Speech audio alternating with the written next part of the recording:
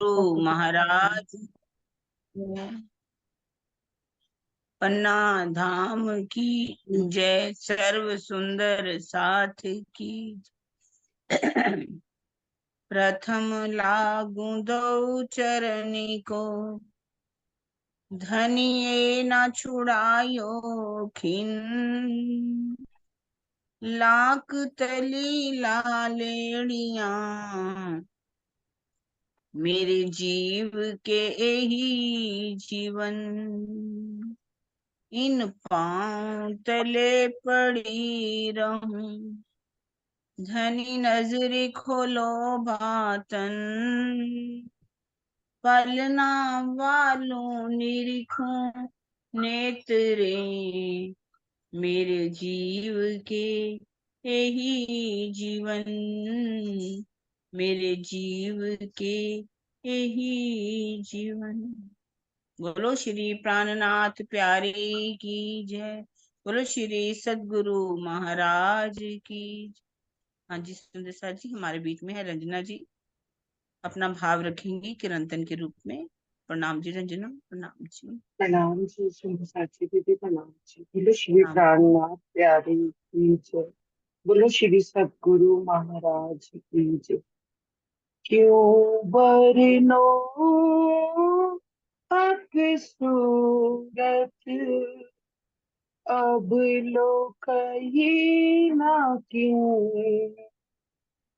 क्यों बरनो हक सूरत, अब लो कहीं ना क्यों। ए झूठी देह क्यों रहे, ए झूठी देह क्यों रहे। सुनते ए वर्णन, क्यों बरनो हक सूरत। बरनाने आशिक कर ना सके, और कोई पहुँचे ना आशिक बिन। बरनाने आशिक कर ना सके, और कोई पहुँचे ना आशिक बिन। हक जाहिर क्यों हो वही, हक जाहिर क्यों हो वही। देखत ही उड़े तन, क्यों बरनो हक सूरत, अब लो कहीं ना क्यों।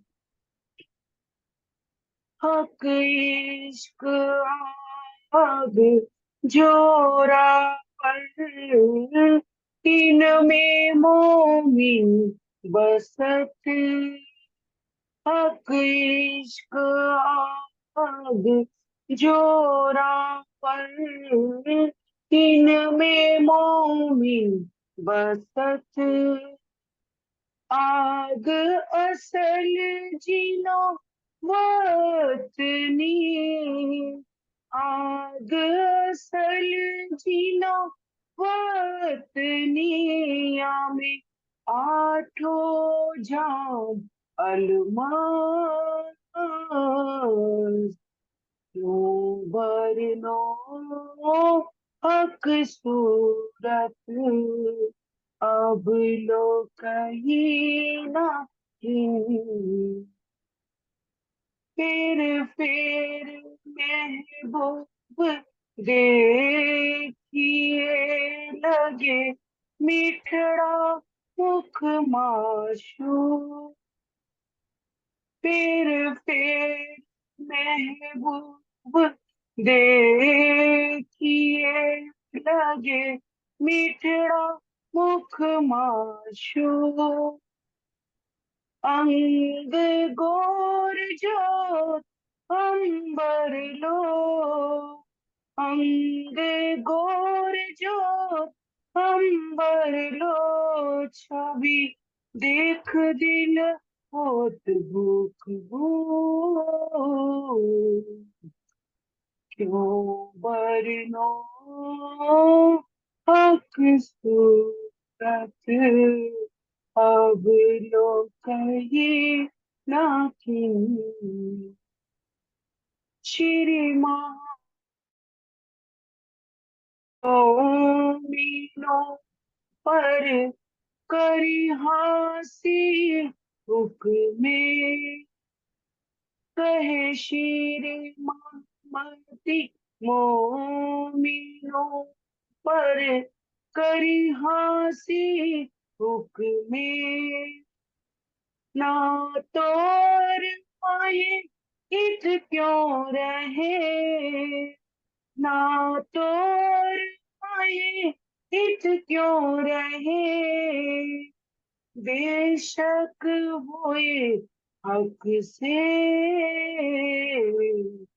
क्यों बरनो हक सूरत अब लो कहीं ना कहीं ते झूठी देह क्यों रहे ते झूठी देह क्यों रहे सुनते ए वर्णन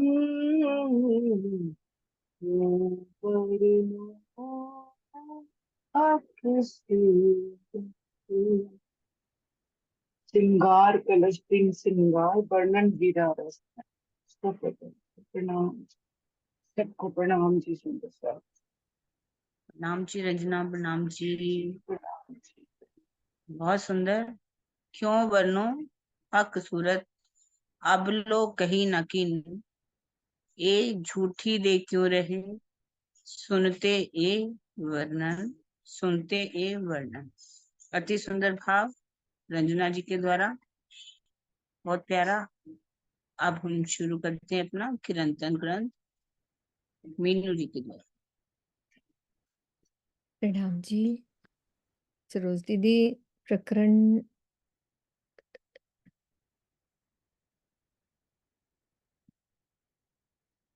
हाँ जी सरोज दीदी, कौन सा प्रकरण है? ओके, आपको कोर्स नहीं दिया, अभी दे देते हैं। हाँ जी प्रणाम जी। हाँ वो ना बंद हो गया था मेरा आईपैड ना, चार्ज नहीं था, मैंने मोबाइल पे करा है इसलिए। हाँ पहले 73 73 24 छपाई हमारी 24 हो गई 25 थी हाँ। 24 थी, 25 में ठीक है, शुरू करते हैं सुंदर साथ जी। आप अपने वतन पहुंचते अटकाव न होवे किन, जो जहां से आया धनी तहां पहुंचावे तिन। तारतम ज्ञान ग्रहण करके धनी पर ईमान लाने के पश्चात तीनों सृष्टियों को अपने निज घर पहुंचने में कोई बाधा नहीं होगी। जो जहां से आई है धनी उसको वहीं पहुंचाएंगे। जिन जानो शास्त्रों में नहीं है शास्त्रों में सब कुछ, पर जीव सृष्ट क्यों पहुंच पावहीं जिनकी अकल है तुच्छ। ऐसा नहीं मान लेना चाहिए कि शास्त्रों में कुछ है ही नहीं। शास्त्रों में प्रमाण के लिए सारा ज्ञान संक्षिप्त रूप में भरा पड़ा है। सपने की बुद्धि होने तथा तारतम ज्ञान से रहित होने के कारण जीव सृष्टि सत्य की मणियों यानी वास्तविक ज्ञान को प्राप्त नहीं कर पाती।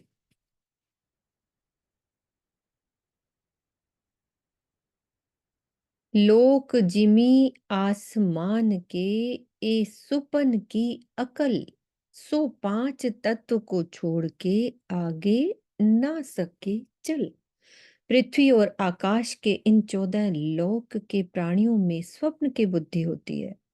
इनका चिंतन मनन 5 तत्व के इस ब्रह्मांड से आगे जा ही नहीं पाता।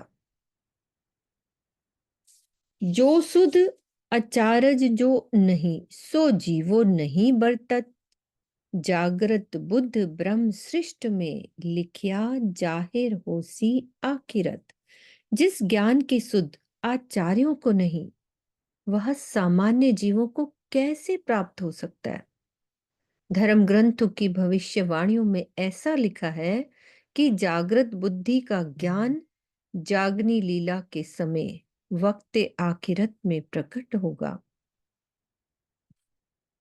ब्रह्म सृष्टियों की जागृत बुद्धि का जाहिर होना, दृष्टव्य में बता रहे हैं कि ब्रह्म सृष्टियों में जागृत बुद्धि का जाहिर होना या जागृत बुद्धि के ज्ञान के प्रकटन का भाव एक ही है। ऐसा शास्त्रों में लिखिया ब्रह्म सृष्टि सो, इत आए करसी अदल दे दीदार सबको। शास्त्रों में ऐसा लिखा है कि सच्चिदानंद पर ब्रह्म इस नश्वर जगत में अपनी आत्माओं के साथ आएंगे और सबका न्याय करेंगे। तो ये कहाँ लिखा हुआ है? ये प्रसंग महेश्वर तंत्र, पुराण संहिता तथा बुद्ध गीता में लिखा हुआ है। ब्रह्म सृष्टि धाम पहुंचावसी और मुक्त देसी सबन, कल युग असुराई मेट के पार पहुंचावसी त्रैगुण। ब्रह्म सृष्टि अपने ज्ञान तथा कृपा दृष्टि से कलयुग की आसुरी प्रवृत्तियों को समाप्त कर देगी तथा सत्य रज और तम के बंधन में फंसे हुए सभी प्राणियों को अखंड मुक्ति देकर निराकार के परे बेहद में पहुंचाएगी।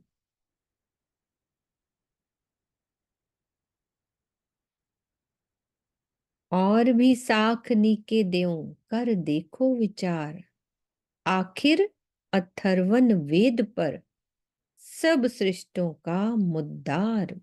इसके अतिरिक्त और भी अच्छी साक्षी दे रहा हूं, उस पर विचार कीजिए।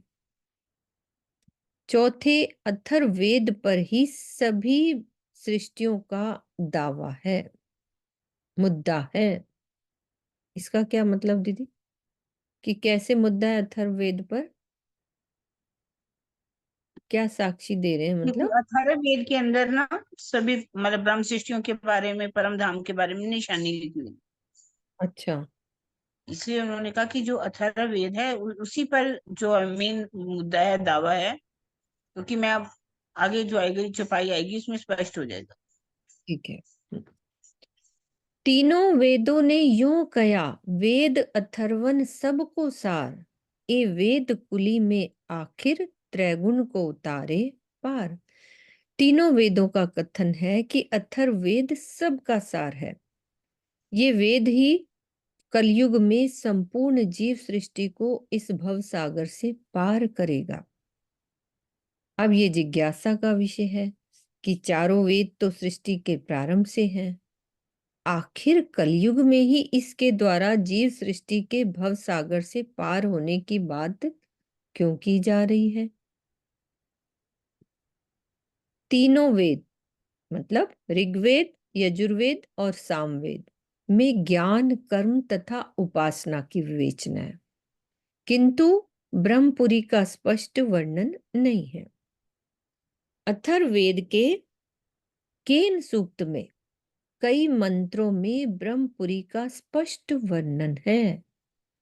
ब्रह्मपुरी से संबंधित यह मंत्र है, उनने मंत्र बता रहे हैं अथर्ववेद का कि प्रभा जमानाम हरिणीम यसा यशसा संपरिवृत्ताम पुरम हिरण्ययम ब्रह्म विवेशा पराजिताम।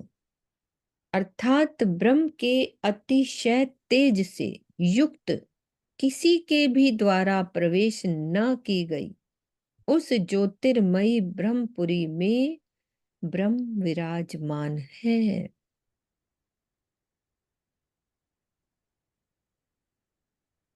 तारतम ज्ञान द्वारा ही यह रहस्य खुलता है कि पर ब्रह्म बेहद के परे परम धाम ब्रह्मपुर में विराजमान है।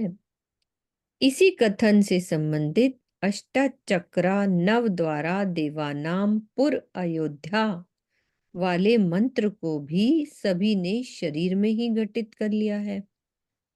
तारतम ज्ञान से ही इसका भेद खुलता है। इसीलिए इस चौपाई का ऐसा भाव है कि जब तारतम ज्ञान से पर ब्रह्म के धाम, स्वरूप और लीला संबंधी अथर्ववेद के मंत्रों के रहस्य स्पष्ट हो जाएंगे तो समझ लेना चाहिए कि अब संपूर्ण ब्रह्मांड की मुक्ति का समय आ गया है।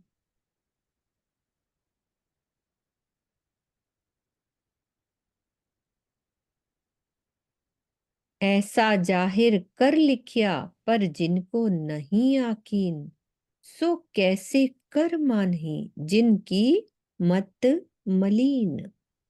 इस प्रकार स्पष्ट रूप से लिखा है, लेकिन जिनकी बुद्धि में मलिनता है और अथर्ववेद के कथनों पर विश्वास ही नहीं है, भला वो इस बात को कैसे मान सकते हैं। भावार्थ, ब्रह्म को जानने के पश्चात जन्म मरण के चक्र से छुटकारा मिल जाता है। तो ये बात यजुर्वेद के पुरुष सूक्त तमेव विद्यत्वाति मृत्युमेति और तथा अथर्ववेदीय मुंडो उपनिषद 3:8 के कथन में क्या लिखा है, क्षीयते चास्य कर्माणि तस्मिन् दृष्टे परावरे से स्पष्ट होती है कि ब्रह्म को जानने के पश्चात जन्म मरण के चक्र से छुटकारा मिल जाता है। जो ब्रह्म को जान लेता है उसके बारे में ये वाली चौपाई लिखी है मुंडोपनिषद में और अथर्ववेदीय में।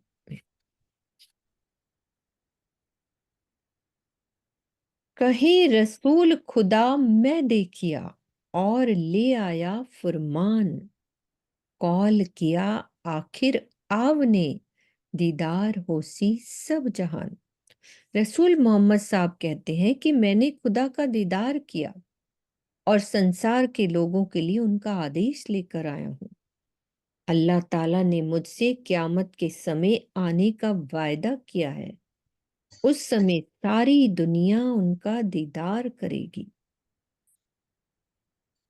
परब्रह्म के आनंद आने के संबंध में जो बातें भावार्थ में बता रहे हैं कि जो बातें हिंदू धर्म ग्रंथ यानी पुराण संहिता और मेश्वर तंत्र आदि में लिखी हैं, उसी प्रकार कुरान में भी लिखी हैं। तो इस चौपाई में यही भाव व्यक्त होता है कि दोनों का बता रहे हैं कि उसमें भी लिखी है आने के संबंध में और कुरान में भी लिखी हुई है। लिखा है फुरमान में खुदा काजी होसी आखिर, जरे जरे का हिसाब लेके पहुंचावे किस्मत कर। कुरान में क्या लिखा है कि वक्त आखिरत को रोजे हर्ष के समय यानी क़यामत के समय में अल्लाह ताला सबके काजी बनकर एक एक का हिसाब लेकर करनी के अनुकूल बश्तों में अखंड करेंगे। जरे जरे हिसाब लेके। मोमिन मुत्की वास्ते इत आवसी खुदाए, भिस्त देसी सबन को लिखा है इब्तदाए। कुरान में ये पहले से लिखा है, इब्तदाए का मतलब पहले से ही लिखी हुई है कि ब्रह्म सृष्टि तथा ईश्वरी सृष्टि के लिए स्वयं पर ब्रह्म इस संसार में आएंगे और संपूर्ण जीव सृष्टि को अखंड बहिश्ते देंगे। मोमिन मुत्की वास्ते, मुत्की का मतलब यही हुआ कि दीदी ब्रह्म सृष्टि और ईश्वरी सृष्टि के लिए, मुत्की दोनों के लिए। मोमिन ब्रह्म सृष्टि हो गया और मुत्की ईश्वरी सृष्टि। हाँ, मोमिन मुत्की मतलब ईश्वरी सृष्टि हो गई। सो समया सरते सब लिखी बीच अथर्वन, कहावे पढ़े मोहम्मद के पर पावे ना आकीन बिन। अथर्ववेद में ये समय अथर्ववेद में वह समय यानी कि परब्रह्म के प्रगटन का और शर्त भी लिखी हुई है, शर्तें। इसी प्रकार कतेब परंपरा में कुरान पढ़ने वाले यही कहते हैं कि हम मोहम्मद साहिब के अनुयायी हैं, किंतु उन्हें आंतरिक रूप से ना तो कुरान पर यकीन आता है और ना मोहम्मद साहिब पर। इसीलिए वे आखरुल इमाम मोहम्मद मेहंदी साहबुज़्ज़मा की पहचान नहीं कर पाते। तो भावार्थ में बता रहे हैं कि वेद का ज्ञान वर्तमान के लिए होता है, उसमें भविष्य की कोई भी बात नहीं बताई गई। अथर्व का अर्थ होता है कंपन से रहित। अथर्ववेद के कथन का अंतिम सत्य माना जाता है, किंतु अथर्ववेद के कुछ ऐसे रहस्य हैं जिनका उत्तर मानवीय बुद्धि से नहीं दिया जा सकता। इन प्रश्नों के समाधान से ही यह निर्णय हो जाता है कि इन प्रश्नों का निराकरण कोई ब्रह्म स्वरूप व्यक्ति ही कर सकता है। इसे ही समय और शर्त का पूरा होना कहते हैं। ऊपर लिखा ना कि शरत, सो समया शर्तें, समया भी लिखा है और शर्तें भी लिखा है। तो शर्तों का क्या मीनिंग हुआ कि इन प्रश्नों के समाधान से निर्णय हो जाता है कि इन प्रश्नों का निराकरण कोई ब्रह्म स्वरूप व्यक्ति ही कर सकता है। तो इसे ही समय और शर्त का पूरा होना कहते हैं। अब संक्षिप्त में ये प्रश्न इस प्रकार है। कौन से प्रश्न? जो कि अथर्ववेद में लिखे हैं वो प्रश्न इस प्रकार हैं। तो ये प्रश्न पढ़ते हैं अपन अथर्ववेद के 10वें अध्याय और में। यो वेत्तसं हिरण्यं तिष्ठतं सलीले वेद सा वही गुहा प्रजापति। उसमें क्या लिखा हुआ है कि जो सोने के बेत को जल में स्थित हुआ जानता है वह ही गुह प्रजा का स्वामी है। इस मंत्र में अक्षर ब्रह्म है और जल क्या है? अक्षरातीत है। इसके भेद को जानने वाला ब्रह्म सृष्टियों का प्रीतम अक्षरातीत ही है। इसलिए दीदी उस दिन वो अथर्ववेद के बारे में सारा की इसके भेद बहुत गहरे हैं। कुरान के भी खुले और अथर्ववेद के भी भेद खुल रहे। पुंडरीकम नवद्वारम त्रिभिगुणेभिरावृतम तस्मिन् यद यक्षमात्मवन्तः तदा वै ब्रह्मविदो विदु। अथर्ववेद में ये भी लिखा है कि कमल के समान मनोहर वह दिव्य ब्रह्मपुर नव भूमियों वाला है। नव द्वारम तथा 3 गुणों त्रिभुगुणों भिरावृतम सत्य चित आनंद से युक्त है। उसमें जो पूजनीय तत्व है वो अक्षरातीत है, जो अक्षर ब्रह्म के सदृश स्वरूप वाला है। उसको मात्र ब्रह्म ज्ञानी पुरुष ही जानते हैं। अथर्ववेद के इसी 10वें कांड में केन सूत्र है जिसमें विशेषकर ब्रह्मपुरी का ही वर्णन है।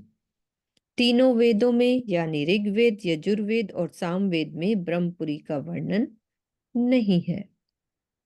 अथर्ववेद में ब्रह्मपुरी को अयोध्या शब्द से संबोधित किया गया है, जिसका तात्पर्य होता है कि आज तक किसी ने भी ज्ञान दृष्टि से साक्षात्कार द्वारा उसे देखा नहीं है।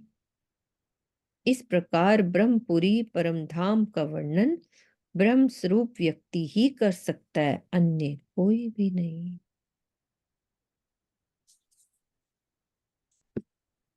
अब सरोज दीदी समझ आता है ना ये अथर्ववेद के कितने मतलब गहरे राज हैं। मतलब मेरे को ना अभी यही बात दिल में आ रही थी। मैं क्या, राजी महाराज इधर वेद खोल रहे हैं और उधर देव की क्लास में प्रमाण बन रहे हैं, वो सामने पढ़ के दिखा रहे हैं। हाँ बिल्कुल। वो सब यही सब बातें आजकल बता रहे हैं। तो सच्ची क्या क्या लिखा हुआ है, नोम होम भी लिखा हुआ है। हाँ अनुभव भी लिखा है। ये सुनीता दीदी, ये तो देखो हम सोचते थे वेद क्यों पढ़ने हैं, कैसे हम क्वेश्चन कर देते थे। हाँ, मैं तो हैरान हो रही हूँ, पहले वेदों के बारे में कैसे हम बात कर लेते थे, तो इतना कुछ लिखा हुआ है यहाँ। हाँ जी सुनीता दीदी। ऊपर वाला करिए, इससे जो पहले वाला था वो दीदी थोड़ा क्लियर करें, मुझे समझ में नहीं आ रहा। ओके, ये वाला ना मैं भी अभी पूछने हाँ, वाली थी ये कि वेद स्वर्ण अक्षर वेद अक्षर ब्रह्म है और जल अक्षरातीत, ये तो हो गया था ना। नहीं नहीं, यही वाला इस मंत्र में ये थोड़ा हाँ, सा। मुझे आगे वाले में क्वेश्चन था। हाँ चलो करो। और जल अक्षराते स्वर्ण बेत, जो उसका कहते हैं ना, एक चौपाई थी ना, सोने के बेत को जल में हाँ, स्थित हो जाता है। एक मिनट स्वर्णा दीदी, अभी आपको बाद में खोलती हूँ, पहले एक हो जाए क्वेश्चन। हाँ जी किरण दीदी। हाँ जी, हाँ जी। इसमें लिखा है सोने का बैत और जल। हम्म। सोने के बैत मतलब क्या है, अक्षर राम की बात की गई है। और जल जो शब्द आया वो अक्षरातीत के लिए आया है। परम धाम के अंदर ही अक्षरधाम में अक्षर ब्रह्म रहते हैं। और जल किसे कहा गया, अक्षरातीत को। जो सोने के बैत को जल में स्थित हुआ मानता है, सोने के बैत को यानी अक्षर ब्रह्म को जल में उस अक्षरातीत के अंदर ही माना गया, क्योंकि दोनों स्वरूप एक ही है, अलग तो नहीं है। वही गुह्य प्रजा का स्वामी है, वही अक्षरातीत है। इस मंत्र में स्वर्ण वेद जो अक्षर ब्रह्म को कहा गया और जल जो है अक्षरातीत को कहा गया। और ऊपर भी छुपाई आई थी नव द्वार अष्टाचक्र। हाँ उसका भी अष्टचक्र। मतलब लोगों ने इसी शरीर में घटा दिया। 9 द्वार शरीर में ही होते हैं, 8 चक्कर भी होते हैं। बबीता जी से पूछा भी 8 चक्कर गिन के बता देगी आपको। पर हाँ, वास्तव में उसका मायना क्या है, वास्तव में मायना क्या है उसका। परम धाम की निशानी बता रहे हैं कि परम धाम क्या है। परम आठों धाम सब। जो है, पार में 8 सागर है ना, 8 जमी, हम्म, अष्टाचक्र। और 9 द्वार किसे कहा गया है, जो हमारा निज धाम है वो 9 भूमियों वाला है। वो हाँ, 9 भूमियों का, 9 भूमि 10, 9 कहते हैं ना, 10वीं आकाशी 9 भूमियों वाला। तो इसी तरह से दिव्य परम धाम यहाँ भी कह दिया, 9 भूमियों वाला है, 3 गुणों वाला है, सत्य चित और अनंत। और वही हमारे लिए पूजनीय अक्षरातीत है। और वो किसका स्वरूप है, अक्षर मामा वाला भी स्वरूप है। इस दोनों में कोई अंतर नहीं है। इसको कौन मानेंगे, परम धाम के मोमिन ही जानेंगे। ये बात विशेष रूप में केन सूक्त में लिखी है, जिसमें ब्रह्मपुरी का वर्णन है। ब्रह्मपुरी, जिसे अयोध्यापुरी भी कहा गया, यानी कि जिसको आज दिन तक किसी ने भी ना जीता हो। अयोध्या का वर्णन लिखा है ना, कि आज हम्म। दिन तक मतलब ना किसी ने देखा है ना जीता है। अयोध्या का मतलब ये किसी ने ना जीता हो, ना ही ज्ञान दृष्टि से किसी ने उसका साक्षात्कार किया हो। उस ब्रह्मपुरी का वर्णन कौन कर सकता है, ब्रह्मसुख व्यक्ति ही कर सकता है, अन्य कोई भी नहीं कर सकता। तो ये समझ आ गई सदृश ना। मतलब ये हुआ कि उनके जैस, मतलब जो अक्षर ब्रह्म के हाँ, सदृश रूप वाला है, हाँ, कुछ अलग दोनों नहीं में। है। पता है, हाँ, जैसे दोनों हम अलग। लोग कहते हैं कि अक्षर ब्रह्म राज्य की सदृश है, और यहाँ बोला जा रहा है कि अक्षर ब्रह्म के सदृश हाँ मतलब वो पार ब्रह्म है ना। आज ब्रह्म है ये बोला है, तो मतलब कोई भी फर्क नहीं है। तो कितनी बड़ी बात है ना बोल दी, कि जो अक्षर ब्रह्म के सदृश स्वरूप वाला है।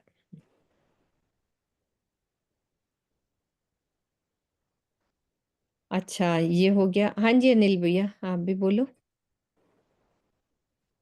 प्रणाम जी दीदी, प्रणाम जी सुदर्शन जी। ये जो बेत वाला आया तो सरकार श्री की चर्चा में सुना था, जो मुस्लिम लोग होते वो बेत अल्लाह कहते थे। तो बेत अल्लाह यानी खुदा का घर, लेकिन वो खुदा का घर यहाँ मक्का मदीना को ही मानते। हम्म,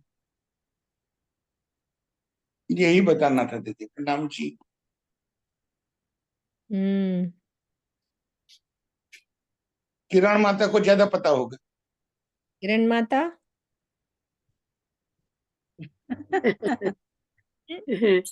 सुप्रीम कोर्ट है हमारी। नहीं नहीं, ऐसा हमारा कुछ हल। नहीं है। हाँ, नहीं नहीं दीदी, जिसको और को भी पता है वो भी बोल सकता है, उसमें क्या है। वो जो है ना, वो क्या कहते हैं, उसका नाम है सदरतुल मुंतहा। बैत का मतलब और ये थोड़ी ना हुआ जो अनिल भैया कह रहे हैं वही होगा क्या। अब ये अनिल जी कौन सी बात कर रहे हैं, मुझे कुछ समझ में आई नहीं। हाँ, मुझे भी ज्यादा नहीं आया। अनिल भैया दोबारा बोलो, क्या सरकार क्या। सरकार श्री की चर्चा में भी सुना है, मंच पर से भी सुना है सरकार श्री को। तो वो बोलते थे कि जो मोमिन, जो मुसलमान है, वो मक्का मदीना जाते हैं तो उनकी बैग पर, जो उनकी बैग होती है उस पर लिखा होता है बैत अल्लाह। तो बैत बैतल। अल्लाह, हाँ, तो ये जो बैत शब्द आया वो हिंदी का शब्द है, संस्कृत का। और यहाँ बताया अक्षर ब्रह्म। बैत यानी अक्षर ने जल, मानी अक्षरातीत, सोने का। सोने का बैत हम्म, अक्षर को कहा और उसमें जल अक्षराते। हम्म। तो वो भाई दोनों उस बराबर है। तो वो उसी को बैत अल्लाह लिखी हुई होती है उनके बैग पर, यानी खुदा के घर हम जा रहे हैं। हो सकता जो है। मक्का है ना अनिल जी, वास्तव में देखा जाए तो वो एक शिव जी का है, मंदिर, शिवलिंग है ना, शिव शिवलिंग। जी वाला। पर वो हिंदुओं को जाने ही नहीं देते, क्योंकि लिखा हुआ है जिस दिन हिंदू आकर के जल डाल डाल देगा ना, तो प्रलय हो जाएगी। इसलिए वो हिंदुओं को जाने ही नहीं देते। पर जो आप बात कर रहे हो ना, वो एक कौन सी अक्सी अक्सा अक्सा मस्जिद है। हाँ हिंदू हिंदू उसको अपना मंदिर कहते हैं। ईसाई उसको अपना वो कहते हैं, जो क्रिश्चियनों का होती है ना, क्या बोलते चर्च। हैं, चर्च। चर्च। हाँ चर्च। और मुसलमान उसको अपनी मस्जिद बोलते हैं। हिंदू जी। भी उसको अपना ही स्थान था भी। और मुसलमान लोग उनकी देख करके उनकी तरफ वो नमाज पढ़ा करते थे, तो हिंदू लोग उनका मजाक उड़ाया करते थे कि आखिर हिंदुओं को भी हमारे मंदिर की तरफ ही मतलब सिजदा बजाना पड़ता है। फिर ऊपर से आयत आई, तब उन्होंने छोड़ करके फिर मक्का की तरफ जो है सजदा बजाना शुरू कर दिया। हम्म। और इनके लिए तो ये युद्ध हुआ था, जो अ, जो इज़राइल में हुआ, हम्म। वो यही मस्जिद के कारण हुआ था। हाँ जी, लड़ाइयाँ इनकी इसी के कारण अक्सा तो हो रही। अक्सा मस्जिद। अक्सा मस्जिद जो मैंने कहा ना अक्सा आपको। मस्जिद। जी। हम्म। प्रणाम ठीक है, जी। आगे बढ़ते हैं। प्रणाम जी। यहाँ तक कर लिया था अपन ने, ब्रह्म रूप व्यक्ति ही कर सकता है, अन्य कोई भी नहीं। श्री विजयाभिनंद बुद्ध निष्कलम स्वरूप के जिस घोड़े का वर्णन पौराणिक ग्रंथों में किया गया है, उसके एक पैर को ऊपर उठाए हुए वर्णित किया गया है। उसके पैर का नीचे जमीन पर होने का तात्पर्य है कि चौथे अथर्ववेद के रहस्य खुल गए हैं और उनको स्पष्ट करने वाले श्री प्राणनाथ जी का प्रकटन हो चुका है। अथर्ववेद के कुछ कठिन प्रश्न इस प्रकार हैं। 3 प्रकार के धूलोक, 3 प्रकार की पृथ्वी, 3 प्रकार के अंतरिक्ष, 4 प्रकार के समुद्र, 3 प्रकार के स्तोम और 3 प्रकार के जल कौन कौन से हैं। अथर्ववेद के 19वें अध्याय की जो ये है वर्णन। अब पहले इनका प्रश्नों। अगर उत्तर सुनना हो तो सुन सकते हैं आप। अच्छा, आप एक बता एक रहे हो दीदी, ये आंसर तो नहीं है ना इनका। नहीं है। इन्हीं का आंसर। हाँ, आप बताओ ना दीदी, मुझे लगा नीचे अर्थ में लिखा है तो नहीं तीन। नहीं नहीं नहीं, अर्थ नहीं दिए अच्छा, गए इसके, क्योंकि आप हमारे बताओ। पास जो ज्ञान ज्ञान मंजूषा है ना, ये किताब, हाँ जी। उसमें जो 25 प्रश्न हैं उनमें ये प्रश्न है एक, 3 प्रकार के धूल कौन से हैं, है ना। हाँ धू जी। का मतलब प्रकाशमय लोक में एक कांति वृत्त है जिसमें सूर्य, पृथ्वी, सह चंद्रमा तथा ग्रह गतिशील हैं। इस क्रांति वृत्त को 28 नक्षत्रों में बांटा गया है। राशियों की दृष्टि से इस क्रांति वृत्त के 12 भाग किए जाते हैं। धूलोक का एक भाग है क्रांति वृत्त। क्रांति वृत्त के उत्तर में धूलोक का उत्तरी भाग है और दक्षिण में दक्षिणी भाग। इस प्रकार धूलोक के ये 3 भेद हुए। मतलब हम्म ये राशियों के अनुसार 12 भाग इन्होंने किए। इसका एक भाग है क्रांति वृत्त और क्रांति वृत्त जो है उसके उत्तर में है धूलोक जो हम्म उत्तरी भाग है और दक्षिण में है दक्षिणी भाग। इस प्रकार ये 3 भाग बता दिए गए। 3 पृथ्वी कौन सी हैं? भूमध्य के 23.5 अंश उत्तर, 23.5 अंश दक्षिण में जो वृत्त फैला हुआ है वह धूलोक के क्रांति वृत्त के का अनुरूपी है। उस अनुरूपी वृत्त के उत्तर में जो विभाग है वह उत्तरी विभाग तथा दक्षिण में स्थित विभाग दक्षिणी विभाग कहलाता है। ऐसा लिखा हुआ है स्वामी जी ने उत्तर में। 3 अंतरिक्ष कौन से लिखे हुए हैं? पृथ्वी और धूलोक की तरह ही अंतरिक्ष के भी 3 भाग आते हैं। एक पृथ्वी माना जाता है, एक धूलोक माना जाता है, एक अंतरिक्ष माना जाता है। ठीक है। 4 समुद्र कौन से हैं?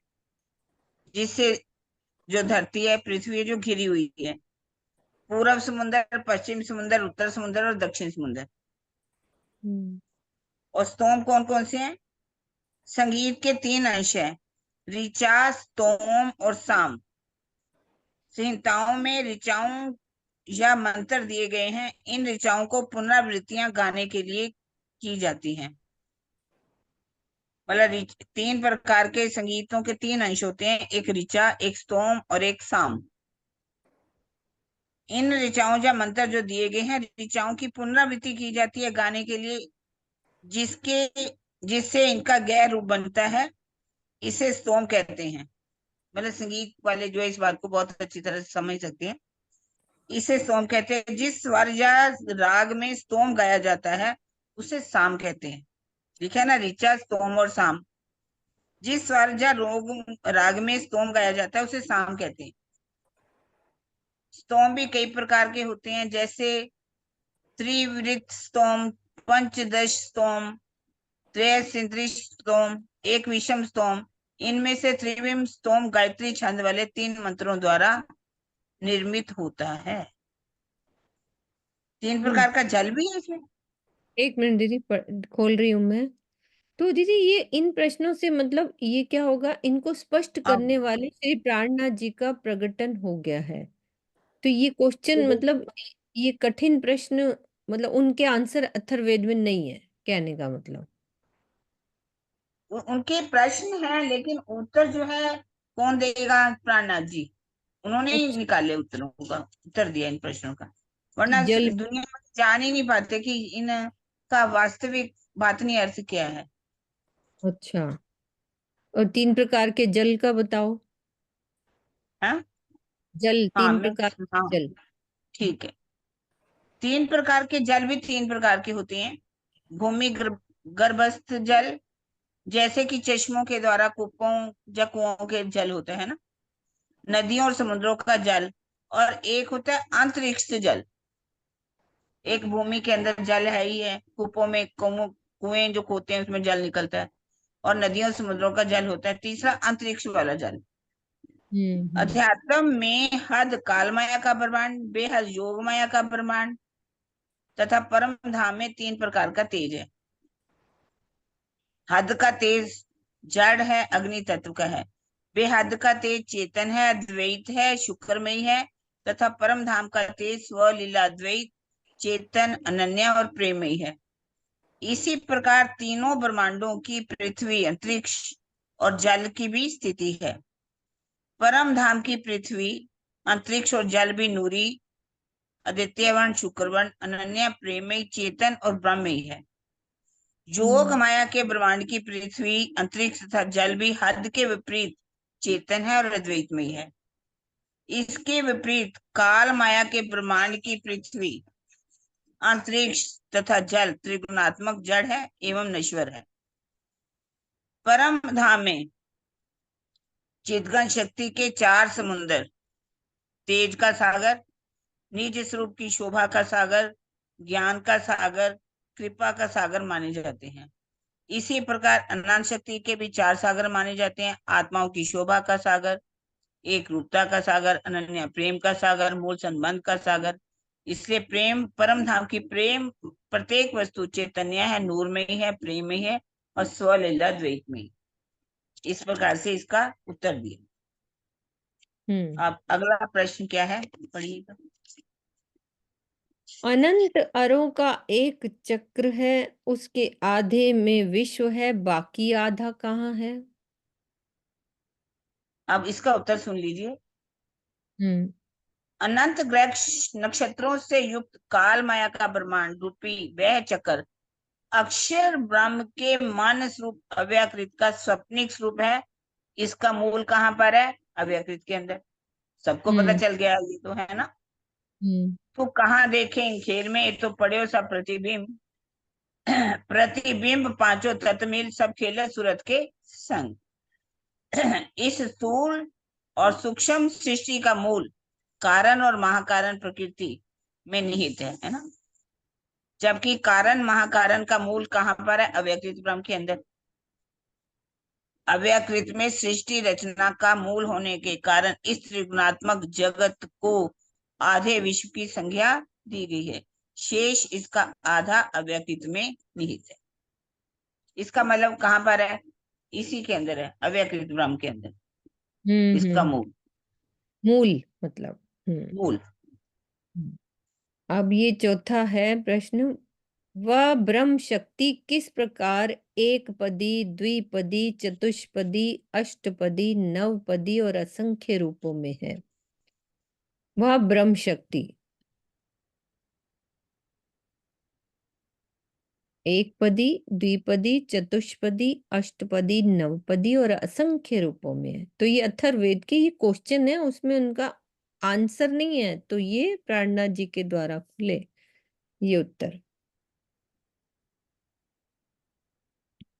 ये भी है, हाँ मिल गया।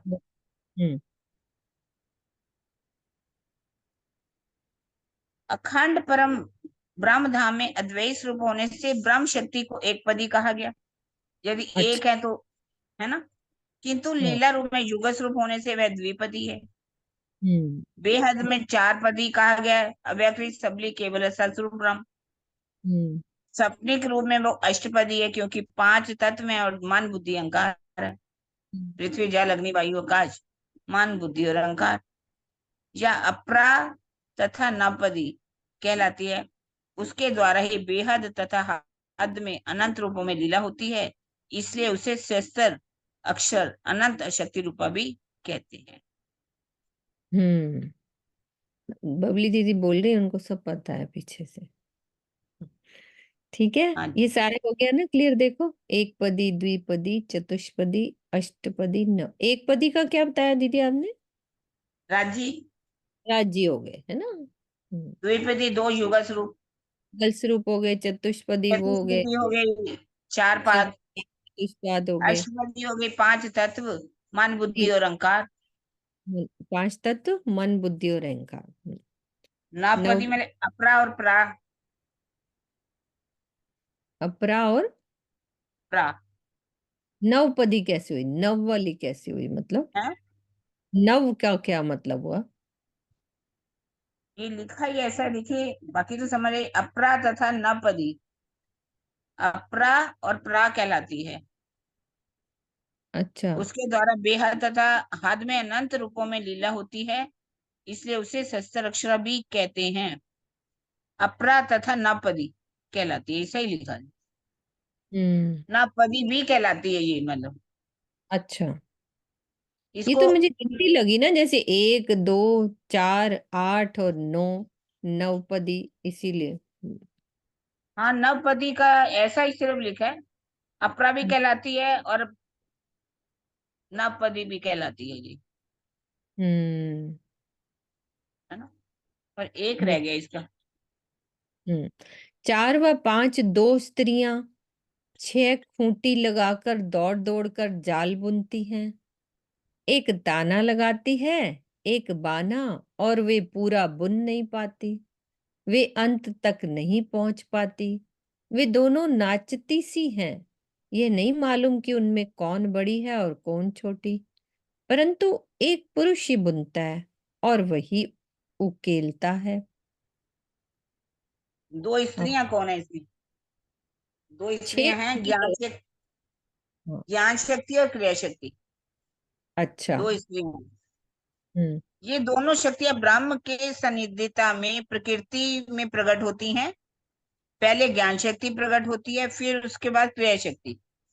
हम्म अब 6 खूंटियां क्या हैं? ब्रह्म के सन्निधान से प्रकृति की साम्यावस्था भंग होने से, जैसे हम्म मतलब वो कहते हैं कि एको हम वो श्याम, हम्म। जिन 6 पदार्थों का निर्माण होता है वह 6 खूंटियां हैं। अच्छा। इन्हीं के द्वारा सृष्टि सर्जन का कार्य आगे बढ़ता है। वह 6 पदार्थ इस तरह से कहे जाते हैं: हम्म महाकाश मंडल, महादिशा मंडल, महाकाल मंडल, महत सत्व मंडल, महत रजस मंडल, महत तमस मंडल। अर्थात जैसे कि हम बोलते हैं मोह तत्व, हम्म महातत्व, है ना। फिर हम्म। हम बोलते हैं अंकार, इनका रजतम और सत्य। है ना। ऐसे रज सत्य रज और तम बोलते हैं ना। हम्म ये वही बात की गई है। 8, ये 6 हम्म पदार्थ, ठीक है। हम्म जिस प्रकार ताना और बाना लगाकर जाल बुना जाता है, ताना और बाना ऐसे ऐसे बुना जाता है ना, उसी हम्म प्रकार ज्ञान शक्ति और क्रिया शक्ति के द्वारा सृष्टि रचना का जाल बुना जाता है। इस हम्म क्रिया को नाचने की संज्ञा दी गई है। ऋग्वेद में इस प्रकार कहा गया है: अत्र वो नृत्य तमि तीव्रो रेणु पायत, यद देवो यत्यो तथा भुवने पीनवता।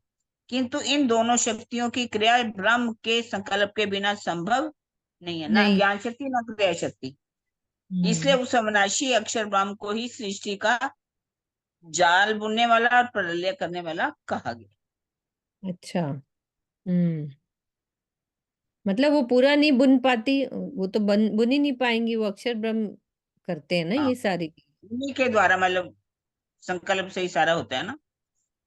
हाँ, उनको मालूम ही नहीं होता उनमें कौन बड़ी है कौन छोटी है, हम्म। परंतु एक ही पुरुष बुनता है और वही उकेलता है। तो वही अक्षर ब्रह्म के द्वारा ही ये सारा बनता है खेल, और वही मिटाते हैं। वही मतलब हो गया, है ना। तो विस्तृत जानकारी के लिए कृपया ज्ञान मंजूषा ग्रंथ का अवलोकन करें, जो कि किरण दीदी ने कर दिया है अवलोकन। ठीक है, सब पढ़ सकते हैं, उसके अंदर है सब। रब एक राह चलावसी देकर अपना इलम, करसी कायम सबन को अपना चलाए हुक्म। अल्लाह ताला सबको इल्म लदुन्नी देकर परम सत्य की एकमात्र राह दिखाएंगे। वे अपने आदेश मात्र से संपूर्ण जीव सृष्टि को अखंड मुक्ति देंगे। शरीयत सो माने नहीं खुदा, बेचून बेचुगून, कहे खुदाए की सूरत नहीं, बेसबी बेनिमून। शरीयत की राह पर चलने वाले मुसलमान कहा करते हैं कि खुदा की कोई सूरत नहीं है। वे खुदा को बिना रूप का, बिना गुण का, बिना शक्ल का तथा अनुपम मानते हैं, यानी उपमा से रहित मानते हैं। इस प्रकार वे कुरान में वर्णित सत्य को स्वीकार नहीं करते। शरीयत से सिद्ध है कि अल्लाह ताला रोजे हश्र को काजी बनकर बैठेंगे। यदि खुदा की सूरत नहीं, अर्थात बेचून बेचगुन बेसबी बेनमून मान लिया जाए, तो न्यायाधीश बनकर न्याय सिंहासन पर कौन विराजमान होगा? ये शरा तरा को मानने वाले विचार करें एवं सत्य को स्वीकार करें कि अल्लाह ताला की नूरी सूरत है और उन्होंने ही मोहम्मद साहब को हुक्म दिया कि लोगों को शरह पर लगाओ। अतः यह विचारणीय प्रश्न है कि यदि खुदा की सूरत नहीं है तो वो कौन है जो कि आदेश दे सकता है? तो ये सर्व सिद्ध हो जाएगा कि खुदा नूरी है, उसकी सूरत भी नूरी है, जो कि श्री जी साहिब ने अपनी दिव्य दलील से सिद्ध की है।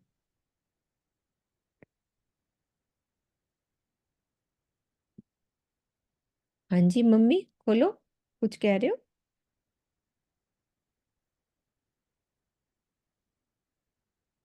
नहीं, मैं तो समझ रही थी कि हाँ जी, हाँ जी, बोलो। भाई मारे कुछ समझ नहीं आ रहा है इस बारे में।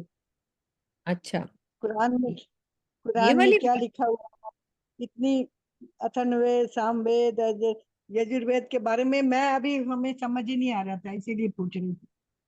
अच्छा अच्छा, कोई ये बात नहीं। बात अब हमें समझ नहीं आ रहा, आप लोगों को तो जानकारी है, हमें नहीं आ जाएगी, आ जाएगी, धीरे धीरे आ जाएगा। पता। हम तो इतनी सॉरी, खोलो, अभी फिर बंद हो गया आपका। कोई बात नहीं मम्मी, आ जाएगा धीरे धीरे समझ। अथर्ववेद के वो भेद खोलेंगे ना, वो वाली बुक पढ़ेंगे ना, तो उसमें है सब लिखा हुआ। उसको धीरे धीरे पढ़ेंगे तभी आता है, इतनी जल्दी से नहीं आएगा। कहे आकीन मोहम्मद पर ऊपर क्यामत और फुरमान, और कया ना माने मोहम्मद का बड़ा देखया ए ईमान। मुस्लिम लोग कहा करते हैं कि हम मोहम्मद सल्लल्लाहु अलैहि वसल्लम, कुरान पाक तथा क्यामत के ऊपर पक्का यकीन रखते हैं, किंतु व्यवहारिक रूप में मोहम्मद साहब के कहे हुए वचनों को नहीं मानते। क्या यही इनका ईमान है? मोहम्मद का कथन है कि मैंने खुदा ताला का मेराज किया। शरीयत के अधीन इस्लाम के 73 फिरकों में यह एक विवादित मुद्दा है कि रसूल अल्लाह अर्श अजीम में जिस्म सहित गए अथवा रूह धारा गए। मतलब वो परम धाम गए, तो उनके ये विवाद बना रहता है कि वो कैसे गए। तो कुछ जिस्म समेत में राज शरीफ में मोहम्मद साहब का जाना कहते हैं, और कुछ रूह द्वारा में मेराज कहते हैं। लेकिन इन ज्वलंत प्रश्नों को कोई भी नहीं विचारता। पहला, अर्श अजीम परम धाम में मोहम्मद को क्यों बुलवाया गया? ये प्रश्न है। दूसरा, मोहम्मद से क्या बातचीत की गई? तीसरा, अल्लाह ताला ने मोहम्मद को क्या आदेश दिया? ये 3 प्रश्न हैं। तो यदि इसका ये विचार किया जाए कि रसूल अल्लाह को बुलवाने का आशय क्या था और किसने बुलवाया, और यदि बुलवाने वाले की सूरत है तभी तो हुक्म देकर बुलवाया गया।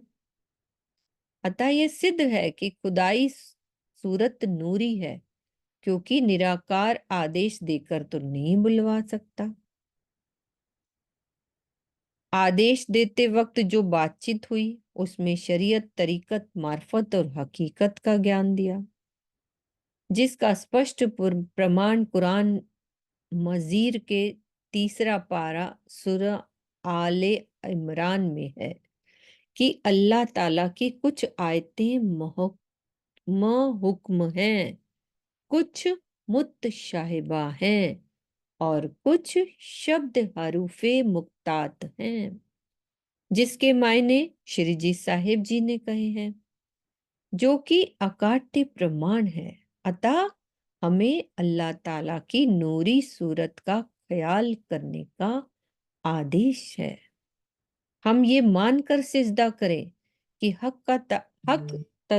ताला ने ताला देख रहा है, हक ताला देख रहा है। लेकिन आम लोग अमल से खाली होने के कारण बंदगी का प्रतिफल पूर्ण रूप से नहीं प्राप्त कर पाते। इसीलिए हमें रसूल अल्लाह को पूर्ण रूप से स्वीकार करना चाहिए कि हक ताला नूरमय है तथा वह सभी को देख रहा है। जो इस बात पर यकीन नहीं रखता वह कैसा ईमान वाला कहा जाएगा, तथा मोहम्मद उसकी सिफायत किस अल्लाह ताला से करेंगे? यदि खुदा की सूरत नहीं है तो वो किससे और कैसे सिफायत होगी? विचारिए एवं सत्य का दामन पकड़कर दो जहान में धन्य होइए। यही मोहम्मद साहब का आदेश मानकर सिफायत करवाने की कुंजी है। हाँ जी दीदी, इसके बारे में करनी कोई बात? काफी बड़ा पढ़ा है ना, सुंदर साथ ने ढंग से सुना है कि नहीं? आपकी थोड़ी शॉर्ट बात में समझ जाएंगे। मतलब इसमें लिखा हुआ है कि शरीयत को मानते नहीं है। कुछ लोग कह देते बेचून है, बेचगुन है, बेसब्बी है, बेनमून है। मतलब उसकी कोई सूरत नहीं है, उसकी कोई शक्ल नहीं है, उसका कोई नमूना नहीं है, उसमें कोई गुण नहीं है। इस तरह से ये शरीयत को मानने वाले मोहम्मद साहब के 73 फिरके हुए हैं। आपस में वाद विवाद करते रहते, लड़ते रहते। कुछ कहते हैं कि मोहम्मद साहब जो जब गए थे तो वो जिस्म के साथ गए थे, कुछ कहते हैं रूह के साथ गए थे, तो कुछ कहते हैं कि उन्होंने वहां जाकर के बातें भी की।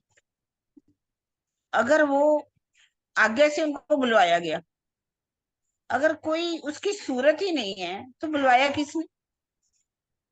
किसके हुक्म से कहा गया कि मोहम्मद साहब को लेकर के आओ? तो मोहम्मद साहब वास्तव में जब गए तो वो रूह के साथ गए थे, शरीर के साथ नहीं गए। कहा जाता है कि शरीर कंबल लेकर के ओढ़े हुए थे, वहीं लेटे हुए थे। तो इतने में ही जबराइल के द्वारा उनकी सुरता को लेकर के मेराजनामा उनको हुआ। तो जब उन्होंने वहां जाकर के बातें की, जो ज्ञान है उसमें शरीयत का भी है, हकीकत का भी है, हकीकत का भी है, मार्फत का भी है। यदि कोई सूरत ही नहीं है तो बातें किससे की? किसने अपने हुक्म से बुलाया? तो अगर शक्ल है तभी तो उन्होंने बात की। फिर ये भी कहा आखिर के समय कौन है? यदि आप कहते हैं उनकी शक्ल ही नहीं है, कुछ मतलब निराकार स्वरूप कह देते हैं, बेचून बेजगुन कह देते हैं, तो आखिर के समय न्यायाधीश की गद्दी पर कौन बैठेगा? सबका न्याय कैसे कौन करेगा? किसको जाकर के मोहम्मद साहब जाकर के तुम्हारी सिफारिश कौन करेगा? कैसे करेगा जाकर के? सबकी लिखा हुआ है ना, सिफारिश भी करेगा ना। तो उनको उन्होंने जाकर के जब कहा कि तुम जाओ और सबको पहचान कराओ, उन्होंने जो अपनी 30,000 शब्द दिए, जिनसे आकर के उन्होंने अल्लाह ताला की सारी पहचान कराई, सबको शरीयत की बातों पर बांधा। कोई शक्ल तो है ना, मेराजनामा में गए तो इस बात को बताया गया है कि कहते हैं कि हम मानते हैं लेकिन ईमान नहीं रखते। इनको ईमान वाला कैसे कहा जा सकता है? क्योंकि कुछ ऐसी बातें भी हैं जैसे कि हरफे मुक्तियात हैं, जिनका भेद उन्होंने कहा था। आखिर कैसे मकतूबा कुछ और भी 2 शब्द लिखे हुए हैं, तो वो शब्दों का अर्थ कोई जब अल्लाह ताला स्वयं आएंगे, उन्होंने कहा था आऊंगा, तो वो भेद खोलेंगे। और वही हरफे मुक्तियात के मायने किसने खोल दिए? ऐसे प्राणा जी ने आकर के खोल दिए। फिर भी अगर वो मुसलमान लोग जो हैं आज मानते नहीं है, झगड़ा करते हैं। वास्तव में देखा जाए उनको मेराज हुआ, मेराजनामा में जाकर के सारी बातें भी की, उनका दर्शन भी किया और आकर के हरफ भी लिखे। और वो अपनी रूह के साथ गए, ना कि उसके साथ गए जिस्म के साथ। जिस्म तो जा ही नहीं सकता। अगर इन बातों को मानते हैं तो सत्य का दामन पकड़ करके ईमान वाले कहलाएंगे। और उनको कहते हैं मान जाइए और आप धन्य धन्य, यहाँ भी धन्य धन्य हो जाइए, वहां जाकर भी धन्य धन्य होंगे। दीदी इतनी बड़ी ये बात आदेश मानना है। कह दी उन्होंने कि जो ब्रह्म को जान लेगा वो जन्म मरण के चक्र से चक्कर से मुक्त हो छूट जाएगा। छूट जाएगा, अथर्ववेद में कहा गया है। हम्म। नास्तिक कर बैठे हते देख वेद कतेब के माहे, 5 तत्व त्रिगुण बिना कहे और कछुए नाहे। तारतम ज्ञान के अवतरण से पूर्व हिंदू और मुसलमान वेद कतेब को पढ़ने के बाद भी नास्तिकों जैसा जीवन व्यतीत कर रहे हैं, क्योंकि उन्हें परब्रह्म की वास्तविक पहचान नहीं थी। वे विशेष यानी वे पंचभूतमय त्रिगुणात्मक ब्रह्मांड और 3 गुणों की विशिष्टता को धारण करने वाले ब्रह्मा, विष्णु और शिव के बिना और किसी का अस्तित्व मानते ही नहीं थे।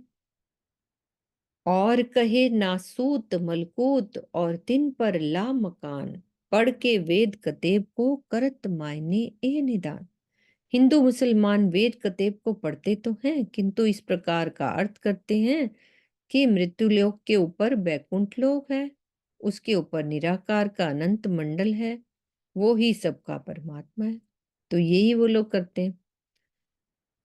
ना तो ए शब्द शास्त्रों के होती सबों की को सुध, तो भी पकड़े ला मकान शून्य को, ऐसी जीवों नास्तिक बुद्ध।